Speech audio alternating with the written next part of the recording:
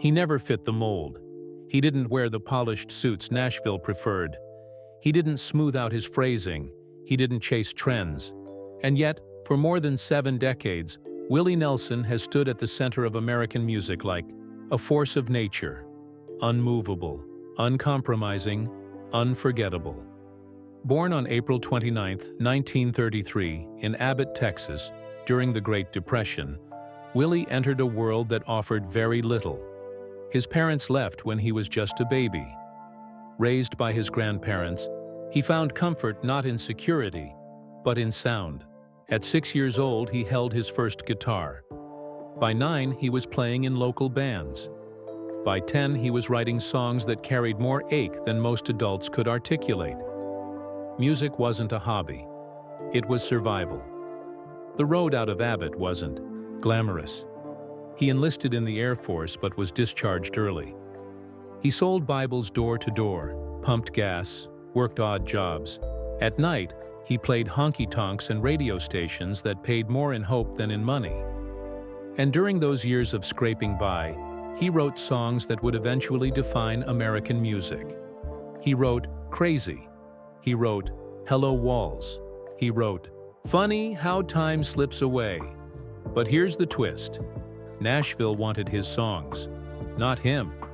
In the 1960s, the industry told him his voice was wrong. His phrasing was off. He sang behind the beat. He didn't fit the Nashville sound. He sold Crazy for just $50, only to watch it become immortal.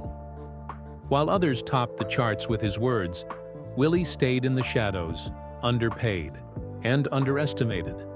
Then, in 1970, his house in Tennessee burned to the ground. Standing in the cold, watching everything he owned turn to ash, something changed. The fire didn't just destroy his home, it freed him. He left Nashville and returned to Texas. In Austin, something electric was happening. A new audience, young, rebellious, hungry for authenticity, was waiting. And Willie didn't change to meet them. He simply became more himself. Albums like Red-Headed Stranger and Shotgun Willie didn't just succeed. They reshaped country music. Alongside friends like Waylon Jennings and Chris Christopherson, he became the face of the outlaw movement. Raw, honest, unfiltered.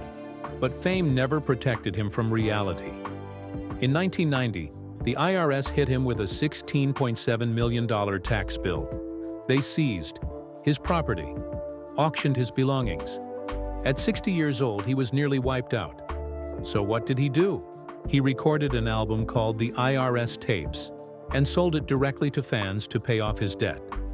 No orchestra, no polish, just Willie and his guitar. He toured relentlessly, and he paid back every dollar. Then came the grief no parent should endure. On Christmas Day 1991, his son Billy died. Through heartbreak, through loss, through the slow erosion of age and emphysema, Willie kept going. Not because he was invincible, but because music was the only language big enough to carry his pain. In his later years, he found steadiness with his wife Annie. He watched his sons Lucas and Micah step into music with pride instead of absence. He continued Farm Aid, continued touring, continued showing up. Trigger, his battered guitar with a hole worn straight through its body, still plays. And so does he. Willie Nelson didn't become a legend because the world embraced him. He became a legend because it didn't. And he sang anyway. Through bankruptcy, through rejection, through grief, through time. He never stopped being exactly who he was. And that's the real legacy. If you want more untold stories of the icons who refused to break, subscribe now to Celebrity Vault.